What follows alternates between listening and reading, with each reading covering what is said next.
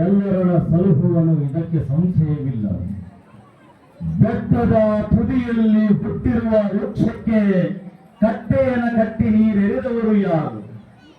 ಹುಟ್ಟಿಸಿದ ಸ್ವಾಮಿತ ಹೊಣೆಗಾರನಾಗಿರಲು ಗಟ್ಟಿಯಾಗಿ ಸಲಹುವನು ಇದಕ್ಕೆ ಸಂಶಯವಿಲ್ಲ.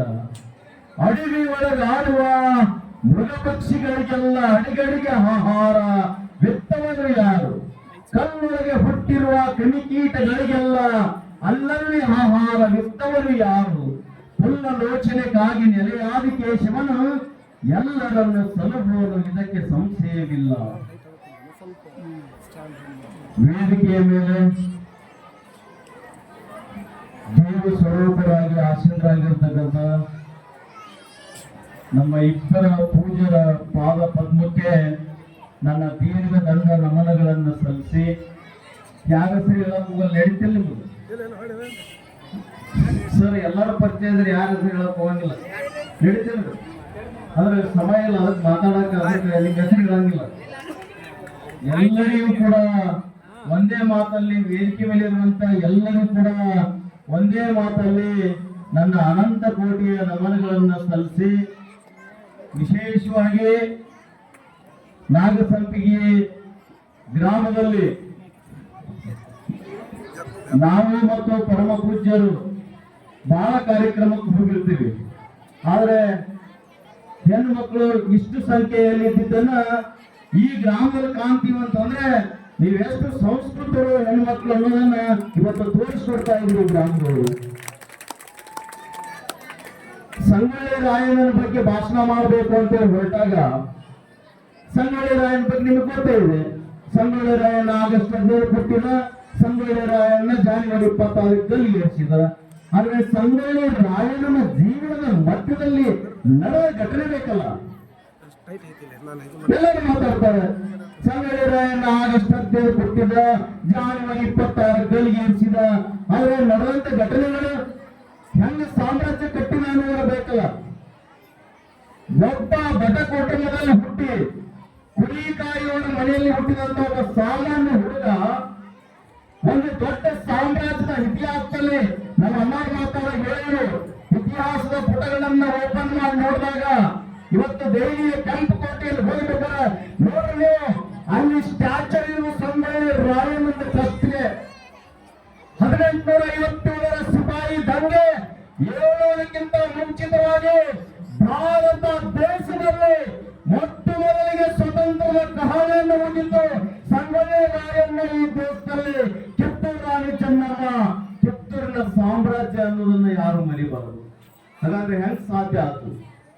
ಅತ್ಯಂತ ಸಣ್ಣ ವಯಸ್ಸಲ್ಲಿರುವಂತ ಹೆಣ್ಣುಮಗಳು ಕಿತ್ತೂರು ರಾಣಿ ಚೆನ್ನಮ್ಮ ಮಲ್ಲ ಸರ್ಜನ ದೊರೆಯನ್ನ ಕಳ್ಕೊಳ್ತಾಳೆ, ಗಂಡನನ್ನ ಕಳ್ಕೊಳ್ತಾಳೆ. ಗಂಡನನ್ನ ಕಳ್ಕೊಂಡು ದುಃಖದಲ್ಲಿರುವಂತ ಸಂದರ್ಭದೊಳಗಡೆ ಆ ಹೆಣ್ಮಗಳ ದಿತಿಗಳಿಲ್ಲ. ಈ ರಾಜ್ಯವನ್ನು ನಾನು ಕಟ್ತೀನಿ ಅಂತ ಹೇಳಿ ಆ ಕೈಯಲ್ಲಿ ಕತ್ತಿ ಹಿಡ್ಕೊಂಡು ಈ ರಾಜ್ಯವನ್ನ ಕಟ್ತೀನಿ, ಬ್ರಿಟಿಷರನ್ನ ನಾಶ ಮಾಡ್ತೀನಿ ಅಂತ ಹೇಳಿ ಕೇಟ ಸಣ್ಣ ವಯಸ್ಸಿನ ಒಬ್ಬ ಹೆಣ್ಣು ಮಗಳು ಈ ರಾಜ್ಯವನ್ನು ಕಟ್ಟಲಿಕ್ಕೆ ತಯಾರಾಗಿ ಬಂದರು.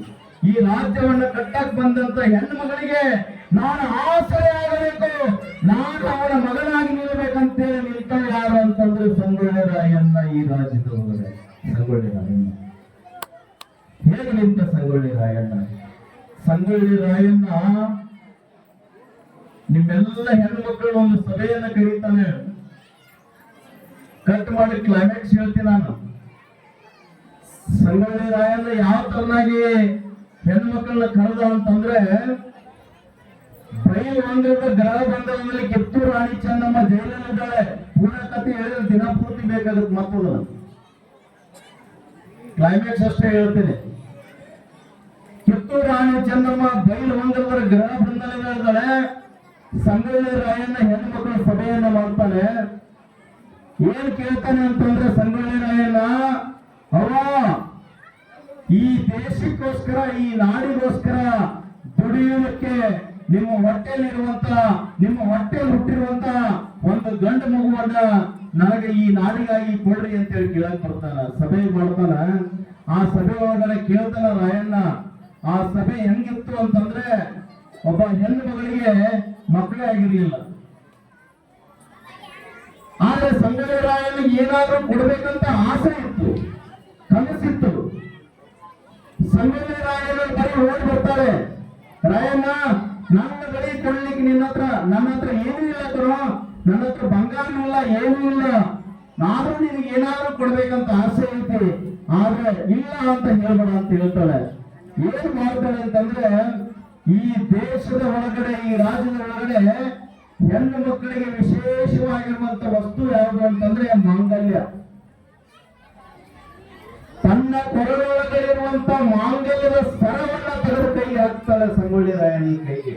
ಯಾಕವ ಇದನ್ನ ಯಾಕೆ ಹಾಕ್ತಿ ಅಂತ ಕೇಳಿದಾಗ, ನನ್ನ ಕೈಯ ಕೊಡಕ್ ಏನೂ ಇಲ್ಲ, ಮಗುನೂ ಇಲ್ಲ, ನನ್ನ ಹತ್ರ ದುಡ್ಡೂ ಇಲ್ಲ, ಆದ್ರೆ ಇದು ಒಂದೈತಿ, ಇದನ್ನ ಬೇಡ ಅಂತ ಹೇಳ್ಬೇಡ ಅಂತ ಹೇಳಿದಾಗ, ನಾನಾ ನಿನ್ನ ಮಗ, ನನ್ನ ಕೈ ಇದನ್ನ ನೀವು ವಿಚಾರ ಮಾಡ್ತೀವಿ ಅಂತ ಹೇಳಿದಾಗ, ಅವತ್ತು ಆ ಹೆಣ್ಮಗಳು ಹೇಳ್ತಾಳೆ, ರಾಯಣ್ಣ ನನ್ನ ಮಾಂಗಲ್ಯದ ಸರ ನನ್ನ ಕೊಳಗಡೆ ಇದ್ರೆ ನಾ ಎಲ್ಲಿವರೆಗೂ ಸುಮಂಗಲಿ ಆಗಿರ್ತೀನೋ ಗೊತ್ತಿಲ್ಲ, ಆದ್ರೆ ನಿನ್ನಂತ ಮಹಾವೀರನ ಕೈಯಲ್ಲಿ ಈ ಮಾಂಗಲ್ಯದ ಸರ ಇದ್ರೆ ನಾನು ಸಾಯುವವರೆಗೂ ಶಾಶ್ವತ ಸುಮಂಗಲಿಯಾಗಿರ್ತೀನಿ ಕಣೋ, ತಗೊಂಡೋಗಿ ಈ ದೇಶಕ್ಕೋಸ್ಕರ ಅಂತೇಳಿ ಮಾಂಗಲ್ಯದ ಸರವನ್ನ ಒಬ್ಬ ತಾಯಿ ಸಂಗೊಳ್ಳಿ ರಾಯನ ಕೈಗೆ ಹಾಕ್ತಾಳೆ.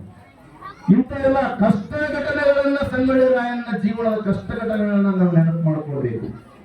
ಇವತ್ತು ಸಂಗೊಳ್ಳಿ ರಾಯಣ್ಣ ಇತಿಹಾಸವನ್ನ ನೀವೆಲ್ಲರೂ ನೋಡಿದ್ದೀರಿ, ನೀವೆಲ್ಲರೂ ಕೇಳಿದ್ದೀರಿ, ಸಿನಿಮಾ ನೋಡಿದ್ದೀರಿ, ಎಲ್ಲವೂ ಬಂದಿದ್ದವು. ಆದ್ರೆ ನಡೆದಂತ ಘಟನೆಗಳು ಇನ್ನೂ ಅದ್ಭುತವಾದಂತ ಘಟನೆಗಳದವು. ಅಂತ ಘಟನೆಗಳನ್ನ ನೀವ್ಯಾರು ಮರಿಬಾರದು ಅನ್ನುವಂತ ಮಾತನ್ನ ಈ ಸಂದರ್ಭದಲ್ಲಿ ಹೇಳ್ತಾ, ನಿಮಗೆ ವಿಶೇಷವಾಗಿ ನಾನು ನಮ್ಮ ದಡ್ಡಿಯವರಿಗೆ ಮತ್ತು ಆನಂದ್ ಅವರಿಗೆ ಅಭಿನಂದನೆಗಳನ್ನು ಸಲ್ಲಿಸಲಿಕ್ಕೆ ಇಷ್ಟಪಡ್ತೇನೆ. ಇವತ್ತು ನಾಗಸಂಪಿಗೆ ಅನ್ನುವಂತ ಒಂದು ಗ್ರಾಮಕ್ಕೆ ಈ ಸಮುದಾಯದ ಎಷ್ಟು ದೊಡ್ಡ ಶಕ್ತಿ ಇದೆ ಅನ್ನೋದನ್ನ ನಾನು